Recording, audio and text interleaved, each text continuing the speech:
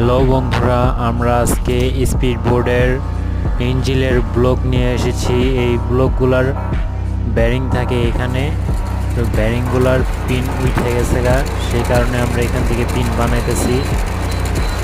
SS rod দিয়ে এই পিনগুলাকে তৈরি করা হচ্ছে। তো এই পিনগুলা পুরো মাপ মতো বানিয়ে আপনারা এখানে দেখতেই পাচ্ছেন যে এখানে পিনগুলা বানানো হচ্ছে। এই পিনগুলা মাপ মতো বানিয়ে এখানে ঢুকাই দিতেছি। আমি এইখানে দুইটা পিন অন্তত আর কি ঢুকায় রাখছি, আর যে আমি আরেকটা পিন দেখাইতেছি, এই পিনটাকেও ঢুকাবো। এই যে পুরো সেম টু সেম এরকম বানাতে হবে যদি আপনারা বানাতে চান। এরকম বানিয়ে মাপটা অ্যাকুরেট লাগবে, যদি একবার ভুল হয় তাহলে পুরো পিনটা বাদ হয়ে যাবে। হ্যাঁ, মাপটা অ্যাকুরেট করে তারপরে লাগাতে হবে। তো আপনারা তো এখান থেকে দেখতেই পারলেন যে কীভাবে